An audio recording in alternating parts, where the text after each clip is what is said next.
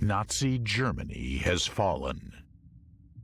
What started as a proposed 1,000-year Reich barely lasted 13 years and was finally destroyed in 1945.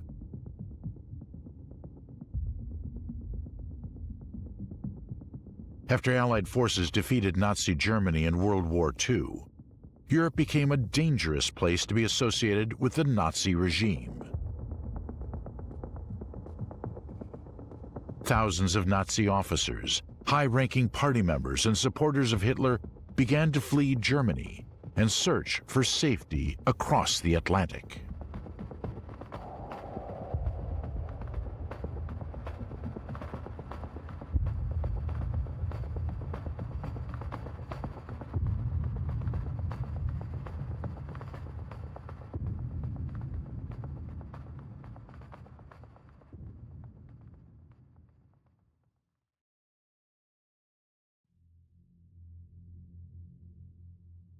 After January 1945, German dictator Adolf Hitler never left the chancellery in Berlin, remaining in its bunker, abandoning any final leadership plans. He frequently became resentful while claiming he had been betrayed by those he had trusted. His first betrayal was defined by Heinrich Himmler, attempting to negotiate terms of surrender for Germany with the Western Allies, excluding Russia. Of course, this was unsuccessful. After the failure of this negotiation, Himmler flees Germany and becomes untraceable. Heinrich Himmler is one of the most pivotal figures in the Third Reich, and he's most famous for being the head of the SS. Now, that is the Nazi elite armed force. It's not part of the army. It's originally called the Schutzstaffel, the protection squad that's just there to protect Hitler. And what Himmler does from, almost from the beginning is to build the SS up into a state within a state, because by the height of Nazi power, Himmler is in charge of an organization that has a kind of civil side to it, an administrative side to it, which is huge and has fingers in so many pies, and also the Waffen-SS, the armed SS, which is there to help fight the war, and its troops are notorious for being some of the most sort of kind of evil and deadly troops, as part of the war. And what the SS also runs is the whole concentration camp network. So it's the SS men doing not only the exterminations, but they're also the ones who are appropriating wealth from the Jews and all the other slaves being used, and appropriating all the stuff that they own, and also selling this workforce to big German industries who are paying for its use, and all that is going into the pockets of the SS. You would have thought that a man with that much power might look like a very impressive figure, but Heinrich Himmler was not an impressive figure. Himmler, like Hitler, looked like the very inverse of the kind of Aryan, blonde, 6'5" tall superhuman. He was a very short man, sort of weak jawline, very ugly, sort of pebble glasses, former chicken farmer. He looked very, very unimpressive. Hermann Goering is Hitler's second betrayer, after sending a telegram to the Führer proposing he take complete control of Germany, leading to Hitler's fury. He dismissed his once time-confident and ordered Goering's arrest immediately. He goes from being a First World War fighter pilot hero who's got the Pour le Mérite medal, which is the highest medal that can be won by the German fighting man, who then kind of loses his way somewhat. And then when he falls in with the Nazis in Munich in the 20s, he's feeling that's giving him a kind of sense of purpose. In a state of nervous exhaustion, Hitler finally accepts the inevitability of defeat and makes preparations to take his own life alongside his new wife, Eva Braun. Hitler's last days in the Führer bunker under the Reich Chancellery in the center of Berlin, are a kind of terrible end of a Shakespearean tragedy, as the thunder Russian artillery all around them, and their deep, deep inside this sort of concrete underground fortress.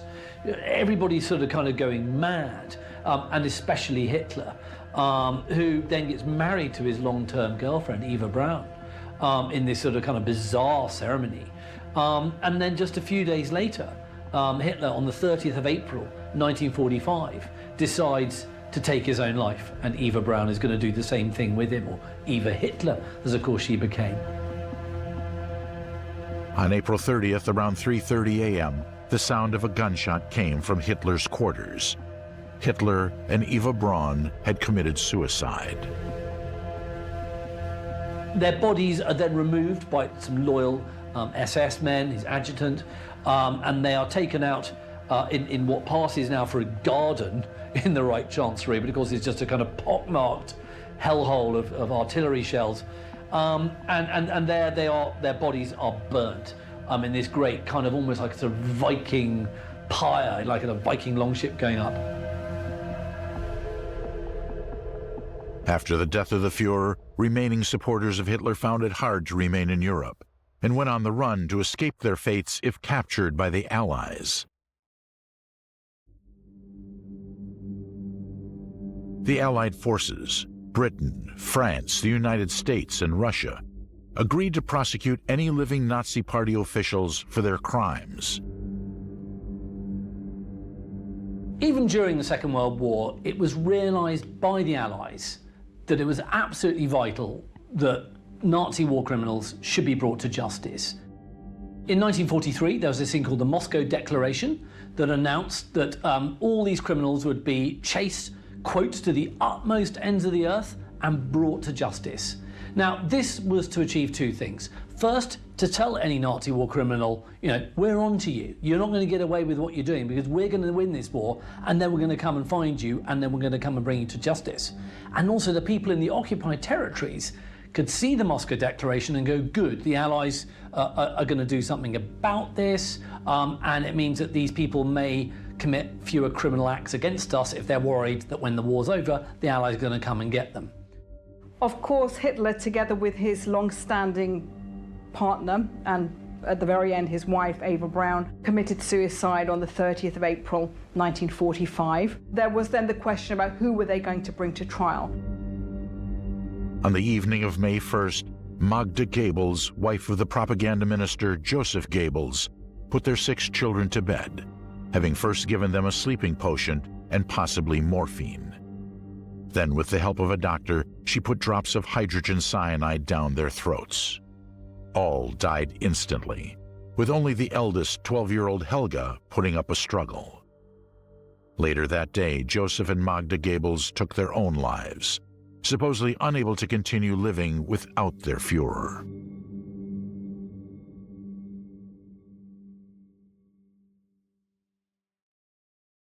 On October 18, 1945, the Nuremberg trials began, indicting 24 Nazi officials on 4 charges: crimes against peace, war crimes, crimes against humanity, and conspiracy to commit all those crimes. After much debate, 24 defendants were chosen to represent a cross-section of Nazi diplomatic, economic, political, and military leadership. Adolf Hitler, Heinrich Himmler, and Joseph Goebbels could not be tried because they committed suicide at the war's end or soon afterwards. What Nuremberg represents to so many of these Nazis is a real reckoning that they never thought they were going to receive. Maybe some of the smarter ones in the dying days of the war thought maybe, but actually the whole idea of the Reich was not meant to be a 12-year Reich, it was supposed to be a 1,000-year Reich. And in fact, that what was going to happen is that people were going to be treating them as demigods, and statues would be erected and buildings enshrined to them, you know, for hundreds of years, not actually hanging from some grubby rope in the prison courtyard in Nuremberg, which is what happened to them. So they went from kind of being demigods to criminal lowlife very quickly. The Nuremberg trials represented a very important, unprecedented moment and a way for the Allied powers really to bring to justice some of those key Nazi leaders as representatives of key Nazi organizations who had carried out such unspeakably cruel acts of war crimes, crimes against humanity, and crimes against the peace. It was very radical at the time. There had never been an international criminal court like it. And so this was a kind of coming together of a lot of different legal systems, a lot of different political systems. But what it was saying to the world was, listen, these people who commit war crimes, these people who commit genocide, these people who commit crimes against humanity, they are never, ever going to get away with it ever again. Hermann Goering was the highest-ranking Nazi official among the defendants, after trying to flee after hearing of Hitler's anger towards him, before he subsequently committed suicide. Although many of the 24 Nazi officials had tried to run, they had been stopped, captured, and brought to trial. Martin Bormann, known among the inner circle as Hitler's shadow, was still missing but put on trial in absentia. Although it seemed that some of the key officials had been brought to trial, 3 notorious Nazis had managed to slip through the cracks and were escaping justice. These 3 men were Rudolf Höss, Adolf Eichmann, and Joseph Mengele. Rudolf Höss knew he was being hunted, but escaped to Berlin and made it out to the German countryside after being advised to flee before the German surrender by his higher-in-command, Heinrich Himmler. Rudolf Höss had been a member of the SS since 1934, and he came to take his main position, most well-known position, as commandant at Auschwitz between 1940 and 1943. One of the most barbaric figures of the entire Third Reich, and as a result has probably got about 1 million people against his name who he had murdered. He typified the quiet and bureaucratic mass murderer, very conscientious, very determined to do his job and to do it well, and of course without much thought for the victims. In terms of what he was doing at Auschwitz, trying to make a very efficient machine and trying to do his job well and properly, his concern was not with the victims, but just to make sure that the apparatus was working well. So in this case, to ensure that the gas chambers could operate efficiently. He treated the mass murder that went on there just as a kind of routine and ordinary business as usual, really, very much as a kind of ordinary procedure and process.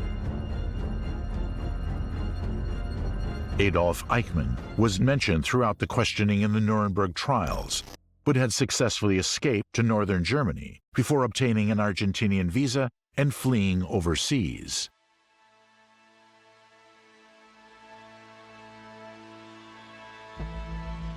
You've got a lot of extremely worried senior Nazis and also a lot of worried, basically, mid-ranking Nazis.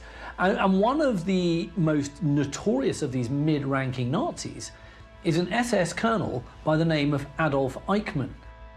Eichmann today is an incredibly notorious name, and we all today know him to be the man he was. He's famously and notoriously called the architect of the final solution. What he was in charge of a department of the Reich Security Main Office, and it was called Department 4B4. It was part of the Gestapo, the secret state police, and his job was to basically wage war against the Jews. And it was Eichmann's job was to help facilitate the destruction of the Jewish people. And that is why he's called the architect of the Holocaust. He was effectively the guy, didn't come up with the policy, but he was the guy who zealously implemented it. And he knew that if he was captured, he would face the noose. Eichmann was arrested at the end of the war, but his name wasn't very well known at that stage. He managed to escape from an American internment camp in 1946. Notorious Nazi doctor Joseph Mengele was also on the run at this time, using hidden rat lines to escape Germany, headed for Genoa.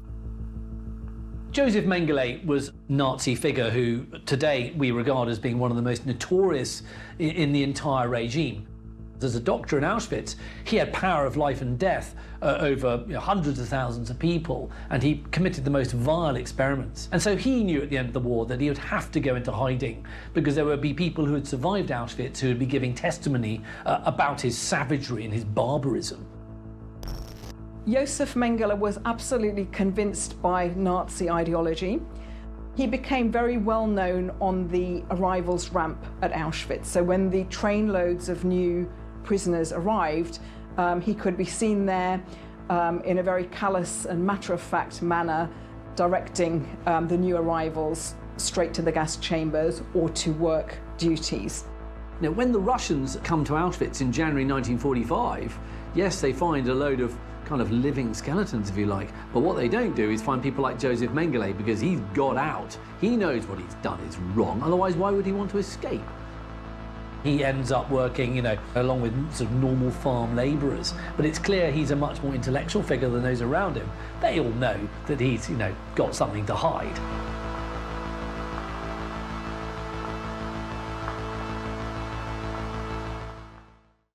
Experience the past like never before with History Hit's award-winning original documentaries and ad-free podcasts with our expert historians like Dan Snow, Susanna Lipscomb, Lucy Worsley, Mary Beard, Tristan Hughes and myself, Matt Lewis. Sign up for an exclusive discount using the link in the description and embark on your historical journey from the wonders of ancient Egypt and the life of Anne Boleyn to the rise of Napoleon Bonaparte and the discovery of Shackleton's endurance. Get history wherever, whenever, exclusively on History Hit.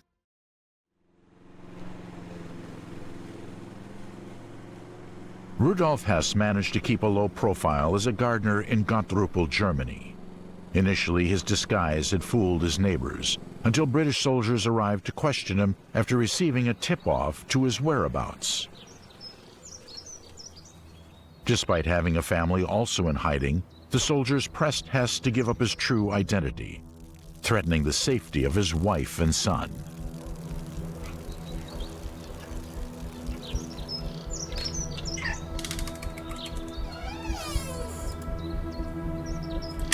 After removing his wedding ring, the soldiers found his name inscribed inside and confirmed this was the missing Nazi officer they were looking for.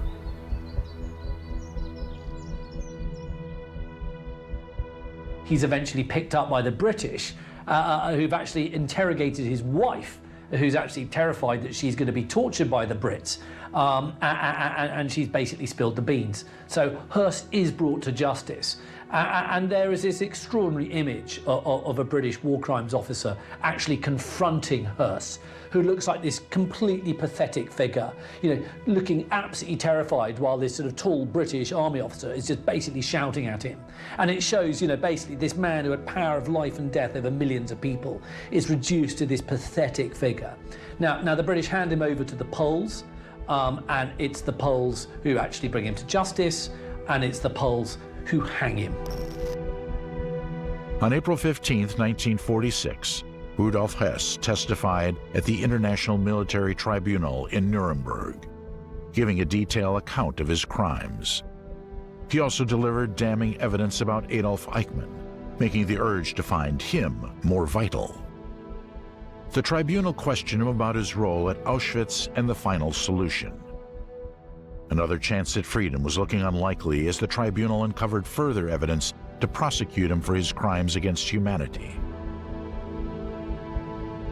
We had two SS doctors on duty at Auschwitz to examine the incoming transports of prisoners. Prisoners would be marched past one of the doctors who would make spot decisions as they walked by. Those who were fit for work were sent into the camp, others were sent immediately to the extermination plant. Children of tender years were invariably exterminated since by reasons of their youth they were unable to work. We endeavored to fool them into thinking they were to go through a delousing process.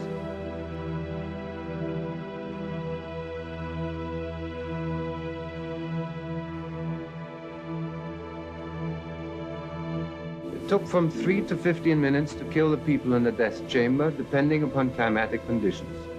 We knew when the people were dead because their screaming stopped. We usually waited about 1/2 hour before we opened the doors and removed the bodies. After the bodies were removed, our special commandos took off the rings and extracted the gold from the teeth of the corpses.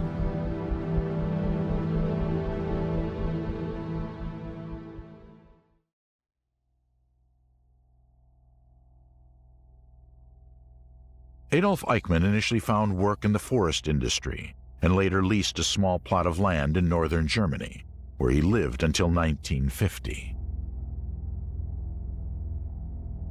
Worried that he was being spied on, he obtained an Argentinian visa. He signed an application for a falsified Red Cross passport with the help of an Austrian bishop known for his Nazi sympathies. Eichmann had traveled across Europe, staying in different monasteries that had been set up as safe houses, before also departing from Genoa on a ship headed for Buenos Aires on June 17, 1949.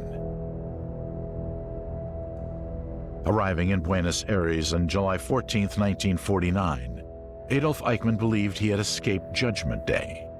He worked for a Mercedes-Benz automotive plant under the alias Ricardo Clement. However, several survivors of the Holocaust dedicated themselves to finding Eichmann. Someone had spotted Eichmann in Buenos Aires and tipped off the Israeli consulate in Vienna in 1954.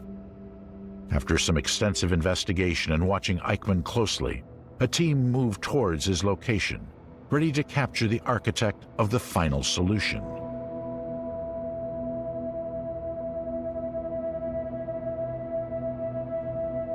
Adolf Eichmann was captured on May 11, 1960, near his home on Garibaldi Street in San Fernando, Buenos Aires.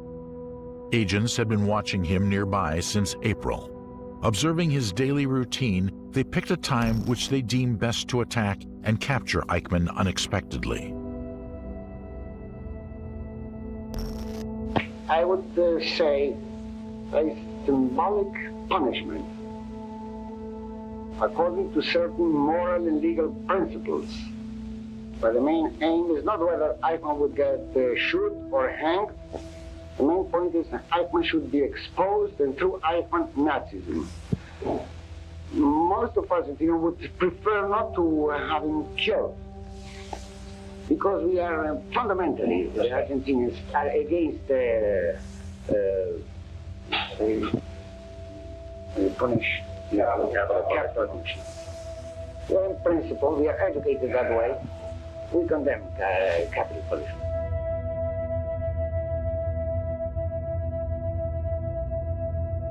Eichmann's trial before a special tribunal of the Jerusalem District Court began on April 11, 1961. The legal basis for the charges against Eichmann was the 1950 Nazi and Nazi collaborators punishment law, which allowed Israeli courts to punish Nazi perpetrators for crimes against Jews during World War II. Israeli Attorney General Gideon Hausner signed a bill of indictment against Eichmann on 15 counts, including crimes against the Jewish people and crimes against humanity. Behind this fence, the pages of history are being turned back to one of the most terrible chapters of our time. Adolf Eichmann faces probably the most appalling list of charges ever to be leveled against a single human being. But if Eichmann's is the name on the charge sheet, the Israelis have made very clear who they think is really in the dock. In the building where Eichmann is being tried, the Israelis are trying to place before the conscience of the world the full facts of how the Nazis in Germany tried literally to exterminate millions of the Jewish people in Europe. Now, to us, the Nazi persecution is 15 years or more away.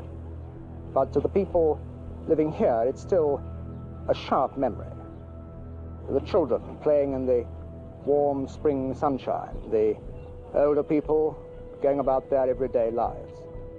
Many of them had relatives who died in Hitler's gas ovens.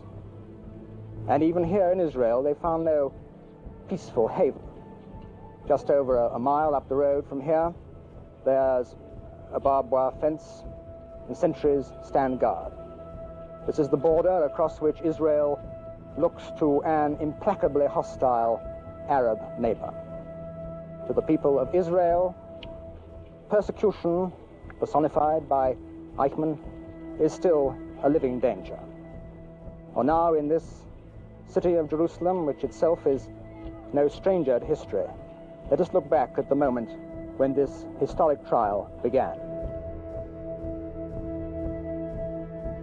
Eichmann, testifying from behind the glass booth to protect him from possible assassination, asserted that he had not dictated policy but only carried it out, that he was merely a little cog in the machinery of destruction. In Jerusalem, the trial of Adolf Eichmann begins, reviving memories of the Nazi horrors of the Second World War.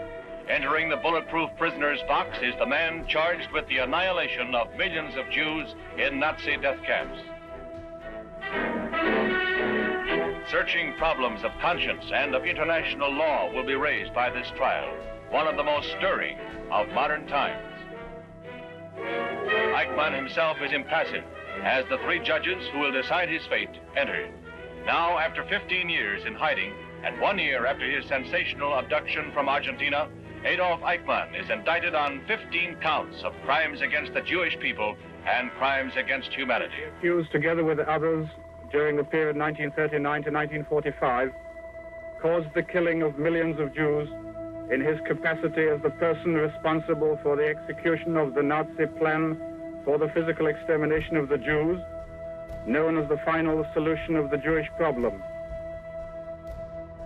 Eichmann's attorney, Dr. Robert Servatius, opens by denying the legality of the trial and questions the jurisdiction obtained by Eichmann's forcible capture. Dr. Servatius further suggests that Eichmann be tried by a neutral or international tribunal.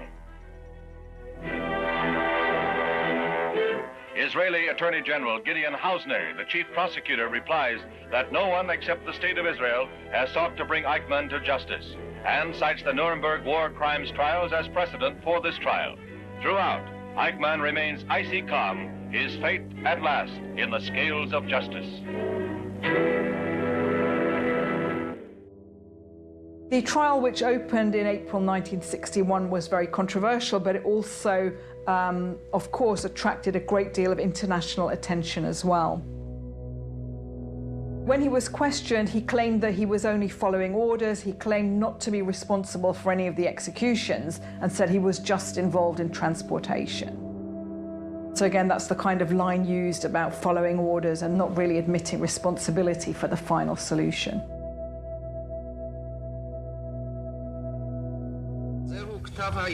This is the indictment against you presented by the Attorney General. Adolf, the son of Adolf Karl Eichmann, is accused hereby. First count, nature of offense, crime against the Jewish people, an offense under Section 1A1 of the Nazis and Nazi collaborators Punishment Law 5710, 1950, and Section 23 of the Criminal Code Ordinance 1936. Particulars of offense. The accused, together with others, during the period 1939 to 1945, caused the killing of millions of Jews in his capacity as the person responsible for the execution of the Nazi plan for the physical extermination of the Jews, known as the final solution of the Jewish problem. Immediately after the outbreak of the Second World War, the accused was appointed head of a department of the Gestapo in Berlin, the duties of which were to locate, deport, and exterminate the Jews of Germany and the other Axis countries, and the Jews of occupied areas. That department bore in succession the following distinctive numbers: 4D4, 4B4, 4A4. I request silence in court. C. Instructions for the execution of the plan of extermination in Germany were given by the accused directly to local commanders of the Gestapo, while in Berlin, Vienna, and Prague, the instructions of the accused were issued to central authorities, Zentralstelle für jüdische Auswanderung, for the direction of which the accused was personally responsible until their liquidation towards the end of the Second World War. D. In areas occupied by Germany, the accused acted through the offices of the commanders of the security police and the SD, and through those persons specially nominated to deal with Jewish affairs, who were appointed from the department of the accused in the Gestapo and were subject to his instructions.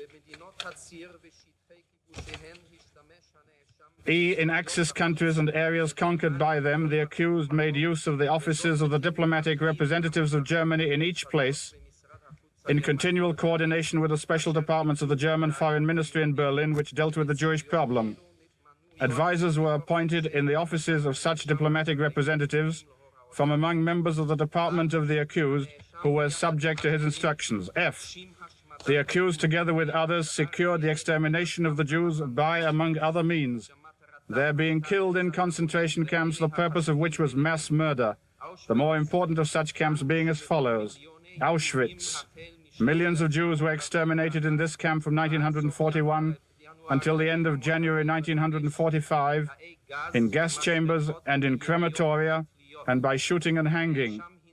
The accused directed the commanders of that camp to use gas known as Cyclone B, and in 1942 and 1944, the accused also secured the supply of a quantity of gas for the extermination of the Jews.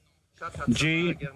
Immediately after the invasion of Poland by the German army in September 1939, the accused committed acts of expelling, uprooting, and exterminating the population in coordination with massacre squads recruited from the ranks of the German security police and the SS, which were known by the name of operational groups, Einsatzgruppen. H. Before the invasion by the German army of areas of Russia and the Baltic countries Lithuania, Latvia, and Estonia, which were annexed to Russia, 4 operational groups were organized by the Reich Security Head Office, RSHA, which cooperated with the accused in the extermination of Jews in the areas referred to, and in that portion of Poland which was annexed to Russia after September 1939. I. At the end of 1941, the accused ordered the deportation of thousands of Jews from Germany, Austria, and Czechoslovakia, Protectorate, to ghettos in Riga, Kovno, and Minsk. These Jews were exterminated, and inter alia, 1. A number of such Jews deported from the Reich, Germany, were murdered on the 30th of November 1941, together with some 4,000 Jews from Riga. 2. Some 3,500 Jews from Germany who were sent to Minsk, as aforesaid, pursuant to instructions issued by the accused, were exterminated by an operational group in Byalo, Russia, together with 55,000 more Jews who were residents of that district. J. During the years 1940 to 1945, the accused, together with others, caused the killing of hundreds of thousands of Jews in forced labor camps, which were conducted in the lines of concentration camps, and in which such Jews were enslaved, tortured, and starved to death in Germany and in countries occupied by Germany. K. The accused, together with others, caused the killing of still more hundreds of thousands of Jews during the years 1939 to 1945 in Germany and the other Axis countries and the areas occupied by them, by their mass deportation and concentration in ghettos and other concentration points under cruel and inhuman conditions. L. The accused caused the killing of some 500,000 Hungarian Jews by means of their mass deportation to the extermination camp at Auschwitz and other places during the period from the 19th of March 1944 to the 24th of December 1944, at a time when he acted as head of the Eichmann Special Operations Unit, Sondereinsatzkommando Eichmann in Budapest. M. All the acts mentioned in this count were committed by the accused with the intention of destroying the Jewish people. Yes. With regard to the Jews, my only obligations were those concerned with emigration, and this transpires from the official designation of the department, which was called emigration and evacuation. Emigration, that applied to the Jews, while evacuation, that concerned the sphere of jurisdiction of the Reichskommissar for strengthening the basis of the German nation, a post to which Himmler was then appointed. And this concerned the evacuation of the newly annexed areas in the east, which were annexed to the Reich. And as Hitler and Himmler had ordered at that time, these areas had to be evacuated of Jews and other foreign nationalities. And my connection with this was strictly from the point of view of timetables and technical transport problems. Im Einzelnen ist mir diese Sache heute nicht mehr gegenwärtig, Herr Präsident, aber ich weiß, dass die Herren beisammengesessen sind und haben hier eben in sehr unverblümten Worten, nicht in den Worten, wie ich sie dann ins Protokoll geben musste, sondern in sehr unverblümten Worten die Sache genannt, wie sie eben, ohne sie zu umschreiben. I do not remember it in detail, Your Honor. I do not remember the circumstances of this conversation, but I do know that these gentlemen were standing together or sitting together and were discussing this subject quite bluntly, quite differently from the language which I had to use later in the record. During the conversation, they minced no words about it at all. Wenn ich nicht wüsste, dass ich mir damals gesagt hätte, schau, der Stuckart, den man immer als einen sehr genauen und sehr heiklen Gesetzesonkel betrachtete. Und da hier war eben der Ton und die ganzen Formulierungen waren hier sehr unparagraphenmäßig gewesen. Mhm. Das ist das Einzige, möchte ich sagen, das mir noch effektiv dieserhalb im Gedächtnis haften geblieben ist. I might say furthermore, Your Honor, that I would not have remembered this unless I had later remembered that I told myself, look here, I told myself, even this guy Stuckart, who was known as one of these uncles who was a great stickler for legalities, he too uses language which is not at all in accordance with the spirit of paragraphs of the law. This incident remained engraved in my memory and recalls the entire subject to my mind. Although Eichmann followed the common plea of Nazi perpetrators that he was only following the orders of others, the judges concluded that Eichmann had been a critical perpetrator in the genocide. On December 12, 1961, Adolf Eichmann was found guilty of several of the charges asserted in the original indictment, and on December 15th, sentenced to death. On June 1, 1962, Eichmann was executed by hanging.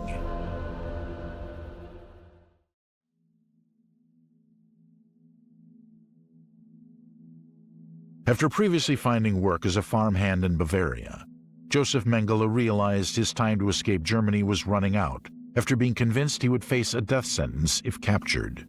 He ends up working, along with sort of normal farm labourers. But it's clear he's a much more intellectual figure than those around him. They all know that he's, got something to hide. Mengele obtained a falsified Red Cross passport in Genoa under the alias Helmut Gregor and sailed to Argentina in July 1949. Once settled, Joseph Mengele found work as a carpenter in Buenos Aires, whilst lodging in a boarding house. He next worked as a salesman for his family's farm equipment company, Carl Mengele & Sons. And in 1951, he began making frequent trips to Paraguay as a regional sales representative. The Mengele family produced farm machinery in southern Germany for decades, and so effectively the family were millionaires. And so when Mengele decides to hot-foot it to Argentina in 1949, he's got the backing of a family fortune to really help smooth his way over there. After obtaining a copy of his birth certificate through the West German Embassy in 1956, Mengele was issued an Argentine foreign residence permit under his real name.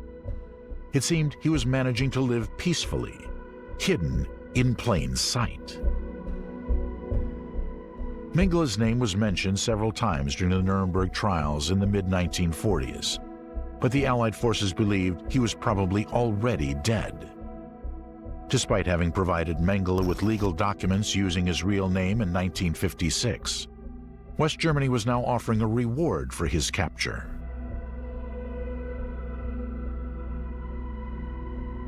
Continuing newspaper coverage of his wartime activities and accompanying photographs led to the fugitive to relocate again in 1960.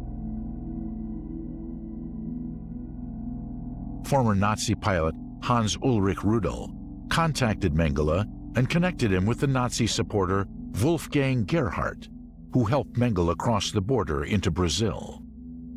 He stayed with Gerhardt on his farm near São Paulo until more permanent accommodation could be found. Once again, the angel of death had made a lucky escape. What's really chilling about Mengele is that throughout the rest of his life, he always would justify what he had done in Auschwitz. He had always thought he had done the morally correct thing. And he would see his work on the selection ramps, for starters, saying to people, you know, well, you're going to live and you're going to die. You know, we see that as sending people to their deaths. Mengele saw that as sending people to their continued life, because he had this attitude that everybody there was going to die anyway. So in fact, he was, you know, kind of delaying their deaths. He was being the nice guy. You know, that's absurd. And he also would say that the experiments he did were for the good of humanity, that this was an essential role of medicine, was to experiment on people. It was ultimately beneficial. You know, he would come up with all sorts of kind of pseudo-academic kind of verbiage to kind of justify what he had done.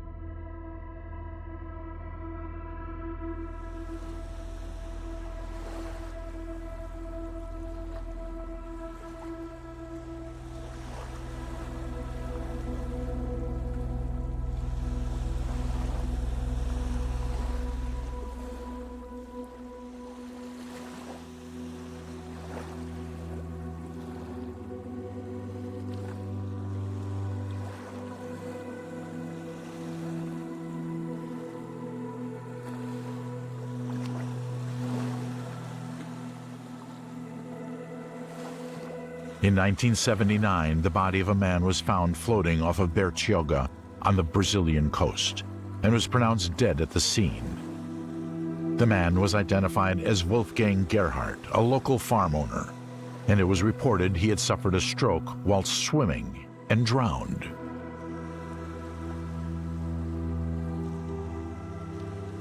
He was buried in São Paulo. Despite this man being buried without question, on May 31, 1985, West German intelligence received information that someone knew the location of Joseph Mengele.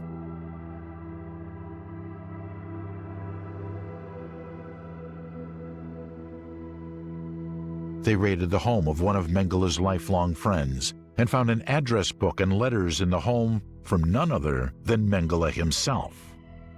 Under interrogation, Sedlmayr revealed that Joseph Mengele had died and told German intelligence where his body was hidden.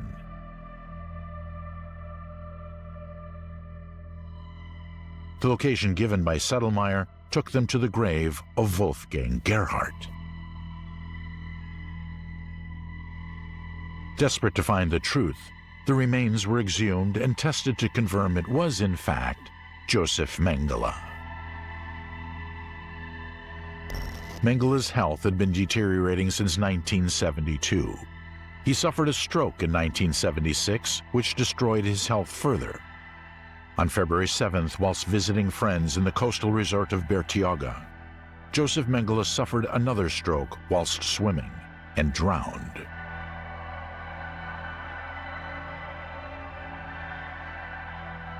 Since he had been using another identity at the time, he was buried under the falsified name Wolfgang Gerhardt.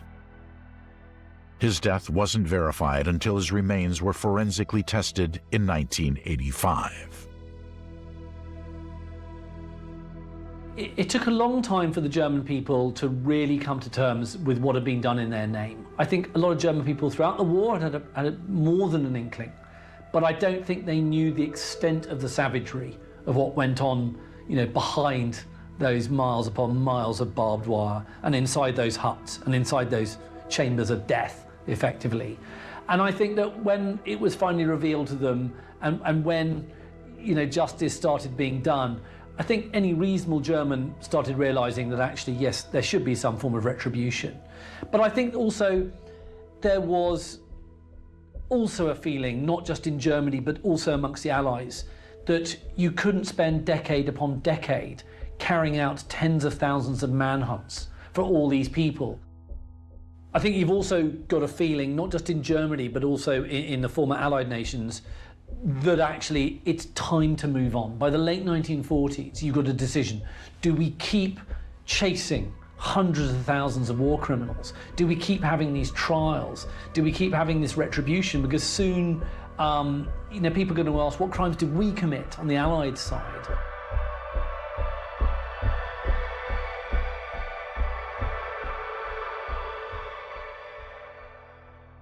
You've got a very strong sense in Germany, and indeed in the former Allied nations, Britain, America, France, you name it, that actually by the end of the 1940s, you can't just have these endless manhunts and war crimes trials going on for decade after decade. You've actually got to rebuild Germany.